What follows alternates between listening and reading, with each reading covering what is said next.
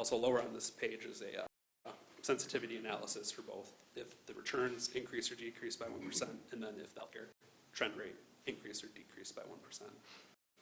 Obviously, having some major factors there. Let's go over the budget. You had no major exceptions. There was a couple of some minor ones, but you're not going to have any letters from the state based on that. So that's also good to monitor that budget and make sure you're staying within your budget or amending to whatever you need to. The last couple of pages I was going to draw your attention to are pages 80 through 83. These just go over the net pension OPEB liabilities over the last currently 5 years for pension, and then I think 3 years for the OPEB, 2 years for the OPEB. Just showing the changes year over year, so that's kind of nice to see how those changes are happening. Obviously the MERS, the pension, will be a little more useful since you have multiple years and you don't have that major assumption change, whereas the OPEB one will be more useful in future years. Besides that, the city staff was great to work with. They were very helpful.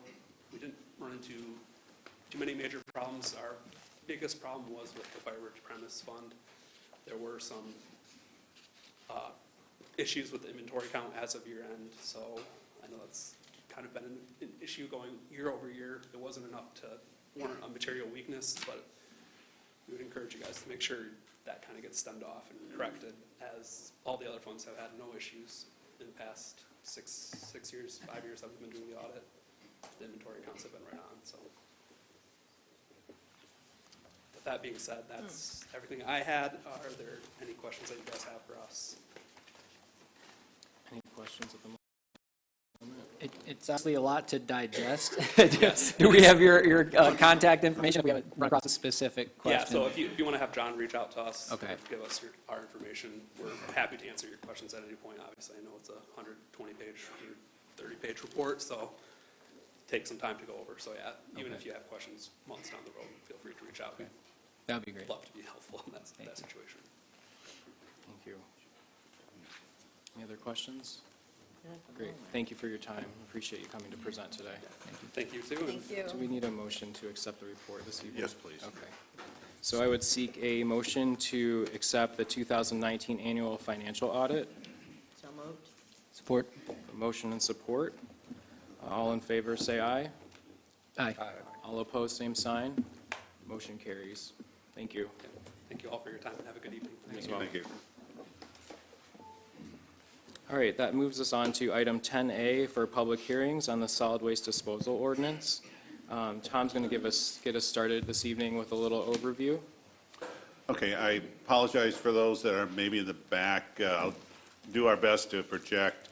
What the council's looking at tonight is an ordinance amendment revision of the current Chapter 50, which dealt with solid waste and rubbish and trash.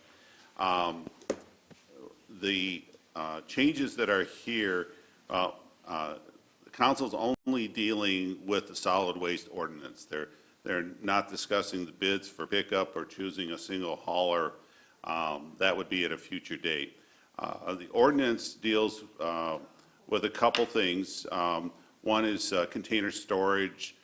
These are sort of the highlights, that you can't leave your trash out, containers out all week long, and then, which we have a problem that takes care of that. Also, it allows the city to now clean up a property if a house is left abandoned. One of the main things also in here is any violation is what's called a civil infraction.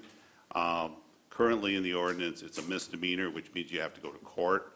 And a civil infraction is more of a ticket to take care of. And the ordinance does not mandate a single hauler, but it allows the council to determine that in the future. Those are the highlights of the ordinance. We're not going to be talking about the specific bids that we received. We have information on that, but then I'm going to turn it back to the mayor of how he'd like to go from there on the public hearing. So before we open the public comment, I believe the direction that we're going to go this evening is to postpone any action until we're able to hear the public comment and understand everything that everyone's saying this evening. We want to consider all of the opinions and not rush into any decisions.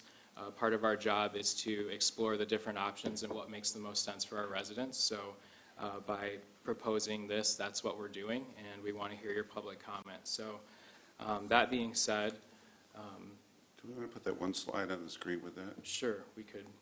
Tricia, would you do that? We have a little slide that we put together on, a cost comparison that everyone can take a look at. I had mentioned that the city had received bids, but we're not dealing with those tonight. But what we wanted to show is a cost comparison of roughly what we're paying in town for solid waste and what the apparent low bidder has bid. And I know, sorry, Tim, you're not going to be able to see that very well there. And it'll be coming in, and but basically it shows a comparison of. Unfortunately, I have one in front of me. What the estimated cost is. Most of at my house, I'm paying $20 a month for my pickup by scooters. Some people in town are paying up to $35 for their pickup. And the low bid for just trash pickup, which is the first line, it's $9.50. You okay there, Tricia? Can we So- make that full screen before we go any further?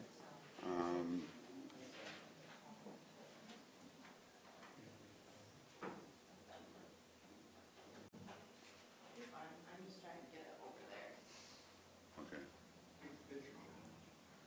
Yeah. Tricia, can you expand it? No?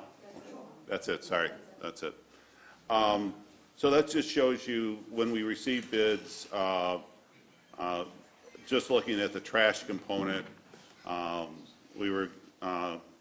bid that was received was $9.50 a month compared to what, at least I know what I'm paying in my house at 20, and I know some council members had said they're paying in the 30s. So this is just a comparison. But again, we're not dealing with the exact bids tonight. Again, we're dealing with the ordinance. And again, to go back to Joe.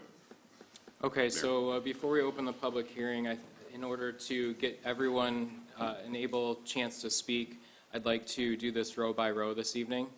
So if the people in the front row can start, and then they can kind of line up so we can move this along as quickly as possible so everyone has plenty of time to speak.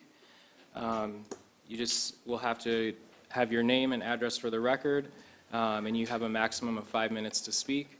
Tricia will be holding up cards to let you know when you have 1 minute remaining if you do need to utilize that whole time. So we will go ahead and open up the public hearing.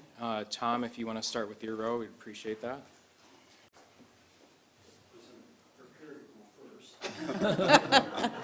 You're setting Usually I'm precedents. last with W. Tom Wadlich, Marshall, 625 West Michigan Avenue. One thing right off the bat, I think this should be placed as a vote. The public should decide on, what directions we should go in that. And also, as far as long-term contracts with people, that doesn't usually work out because things change.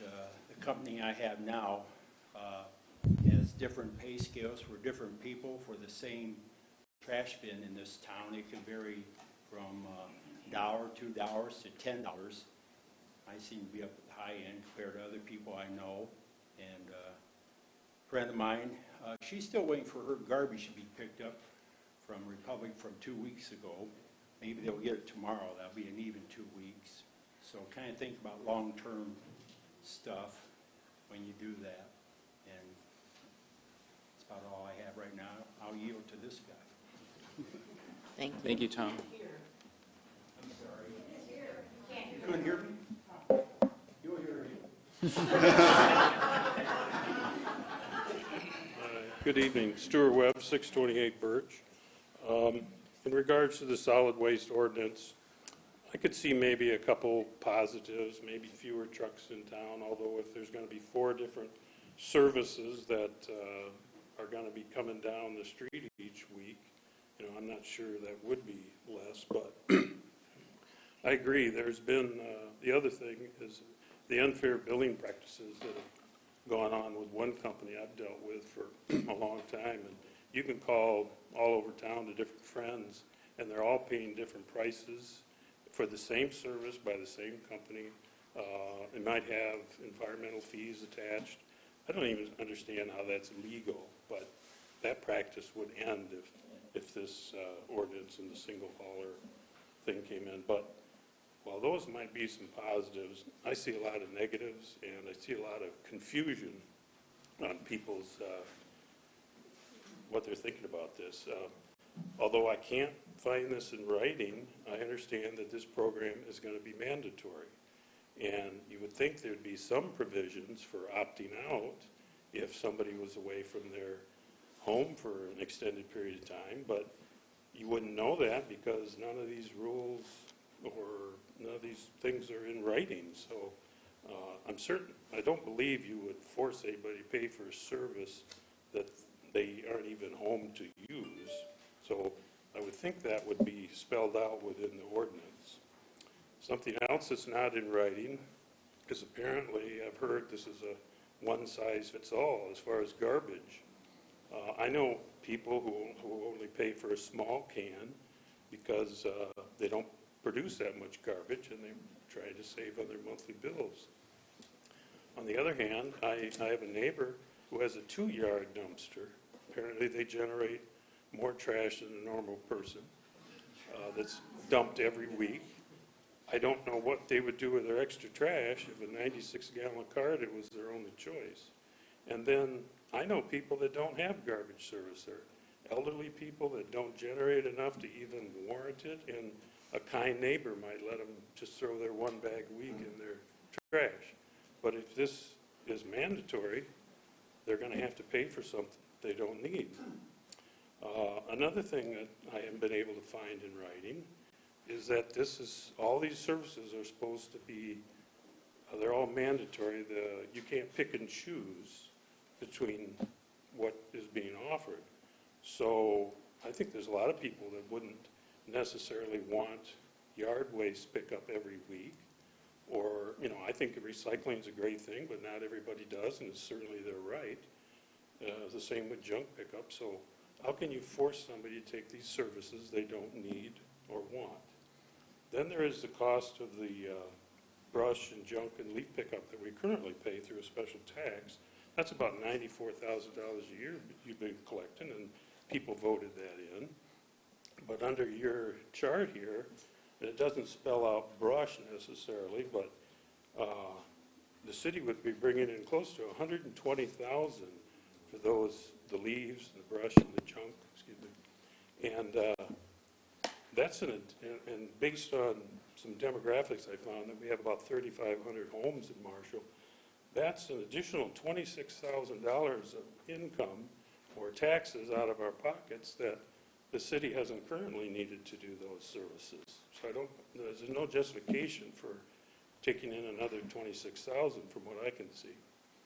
And then there's the entire cost of the whole system, or the whole program. If you went to a one hauler with 35 homes, that would be at least about $900,000 that would come in new taxes.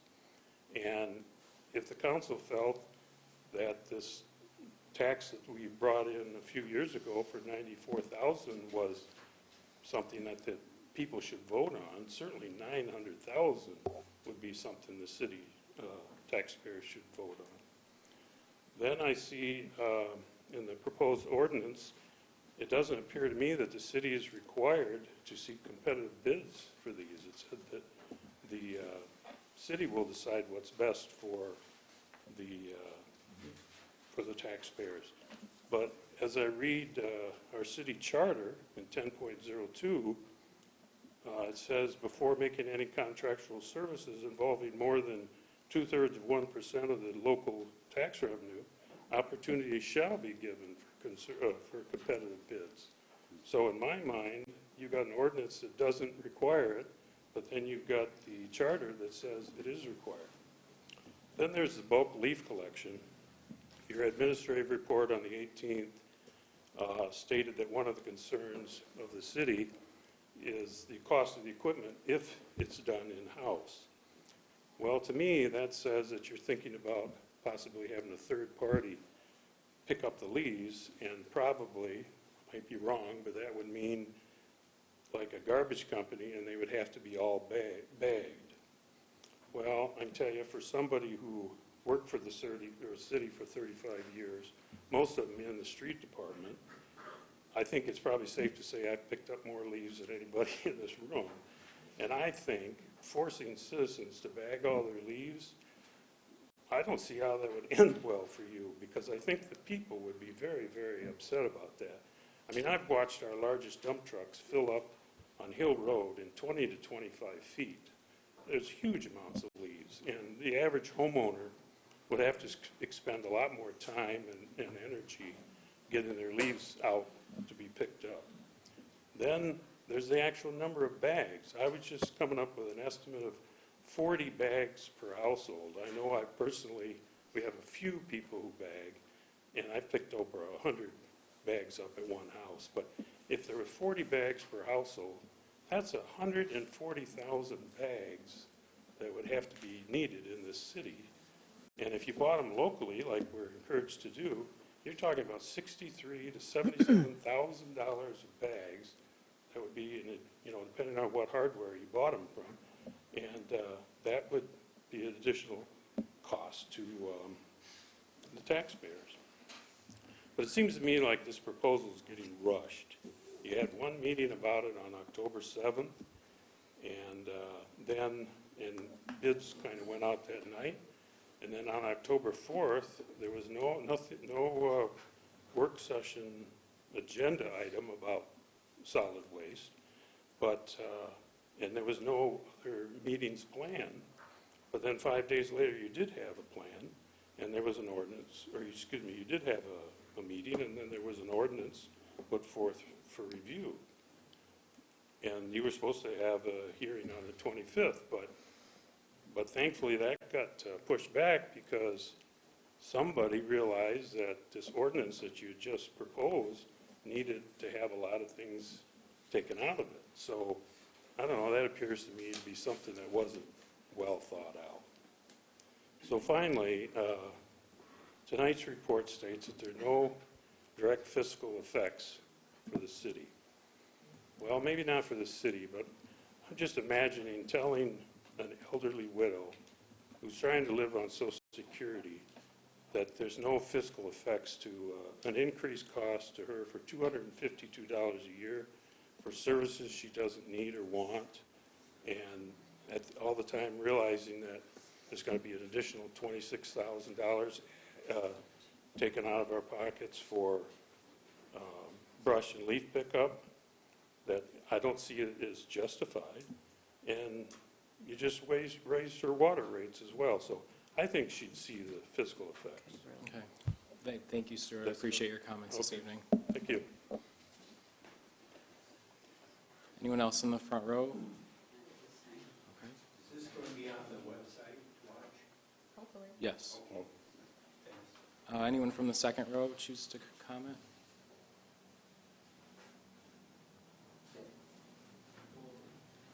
Okay.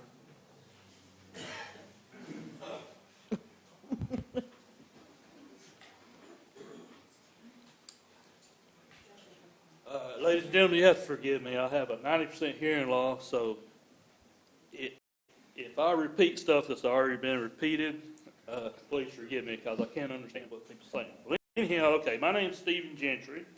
I've lived in Marshall since 2012.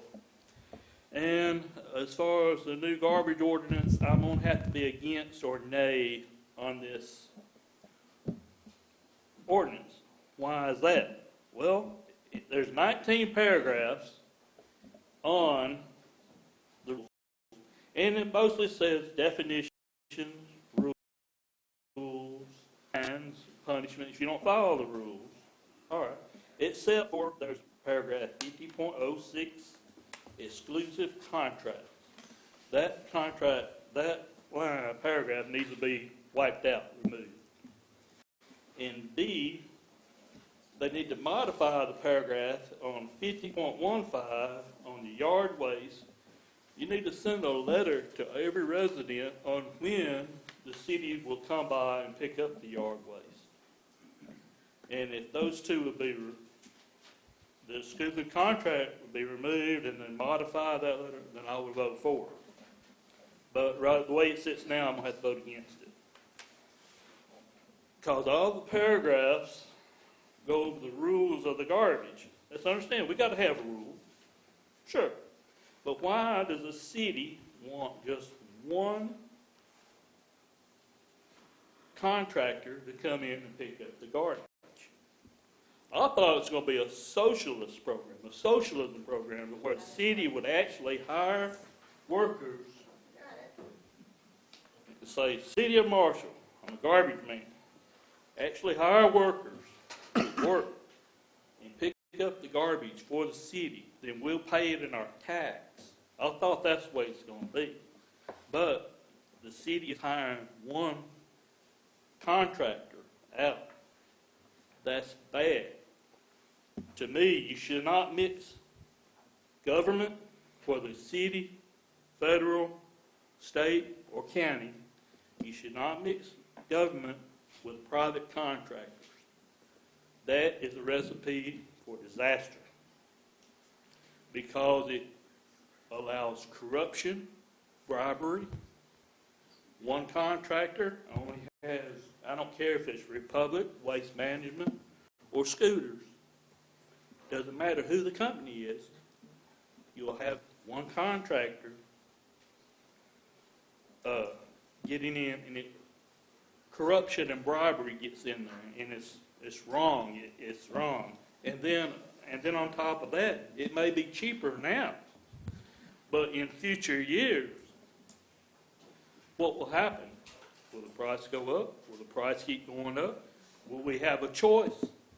We won't have a choice. We'll stick with this one contractor who's in there for however long it's in there.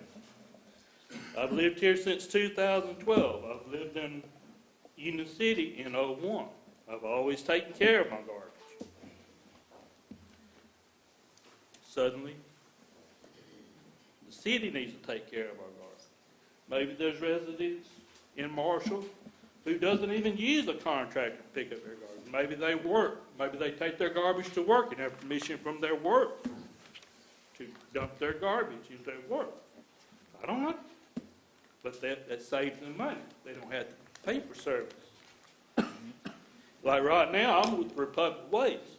It was $60 a quarter. Now it was $50 a quarter, I'm sorry. Now it's $60. Now it's $77 a quarter. I'm thinking on calling Scooters or Waste Management to change that so I can have it. But with this ordinance, you won't have a choice. You have to do what the city says. And if you don't, that's fine. You'll still get billed. All right. But everybody needs to remember, you need to separate government from private corporations. That needs to be separated because you mix them together. Government provides services for the people with no profit, zero profit. In other words, you pay your tax, the tax pays the employer, fixing stuff, and then nobody profits. All right. Thank you for your comments. Yep. Anyone else from the second row? I don't believe we had a opportunity. All right, the third row.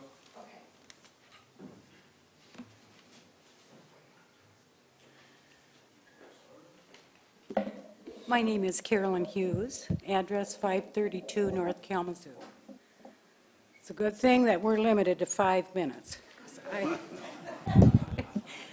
I've got a real problem with this whole idea that you have. And I wonder where it started and where it started. I mean, we've all got choices on choices for who we want to be our garbage carrier.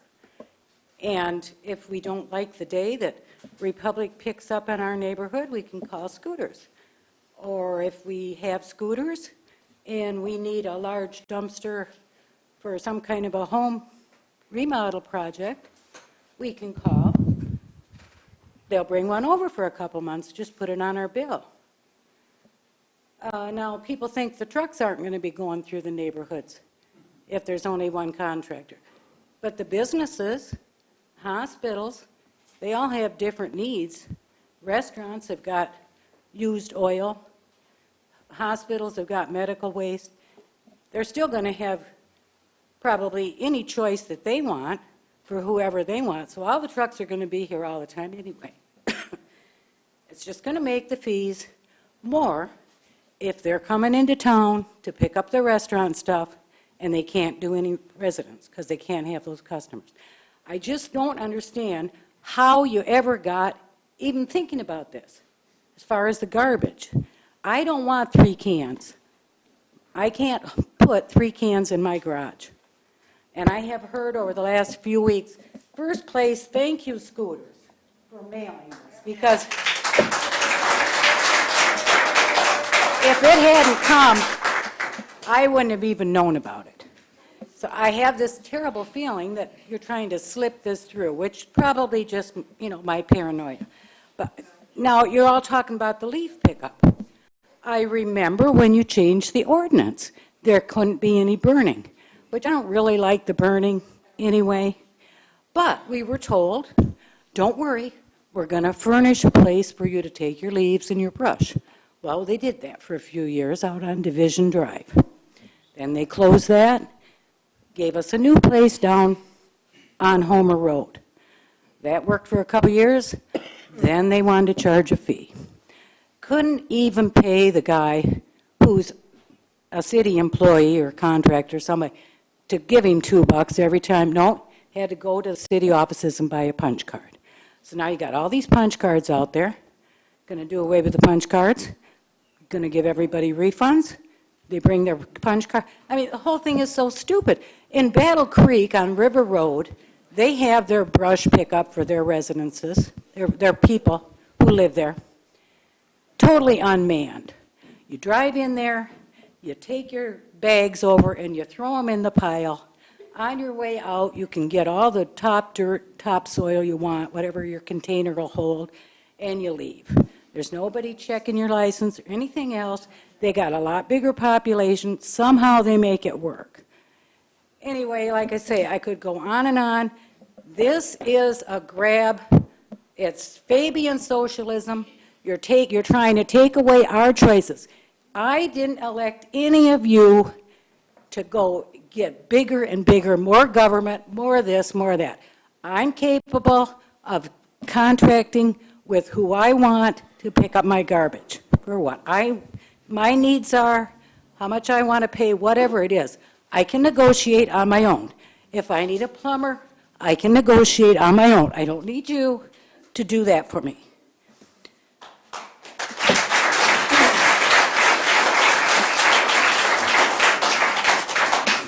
Finally, I hope everybody here will get up and use their 5 minutes. Everybody.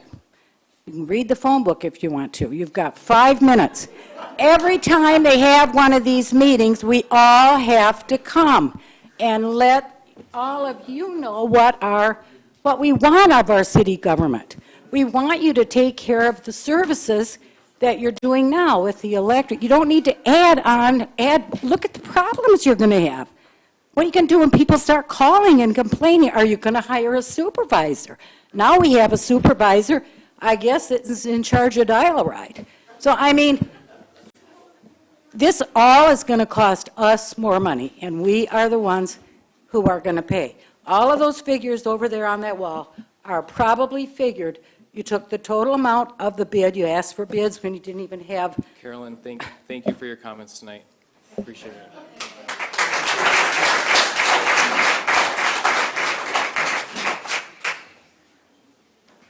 Larry?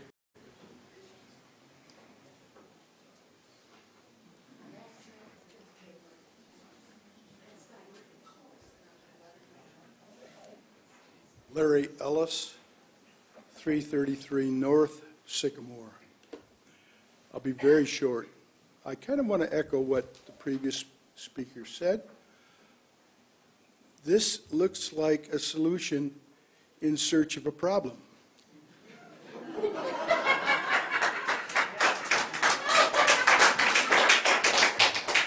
Pretty good line, wasn't it? Yeah. I'm happy with what I got. It works. If the city decides something else as a collective of the government and representatives of us, fine. But what do we need this change for?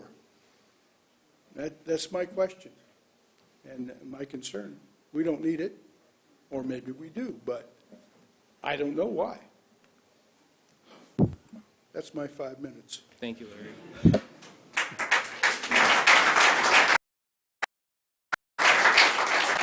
Mr. Mayor, do you mind if I address his question? Please. No one knows why I'm jumping into the buzzsaw here, but but just for the sake of being devil's advocate, because I just can't help it. I think a legitimate question has been raised, which is, why is the city council considering this? And so I think whether or not you think it's a good idea, I think it's important to look at fundamentally why we thought it was worth examining, right? And so, number one, the first reason is that it would reduce the number of trucks driving around on our roads. So just let me I let you finish. So right now we have, 3 or 4 carriers going around down the same street. Just let me finish. It would, each truck is the equivalent of over 1,000 individual cars going down that road. I think we can all agree that our road maintenance is not what we would want it to be. Not adequate to solve that problem. We need to examine ways to either get us to pay more taxes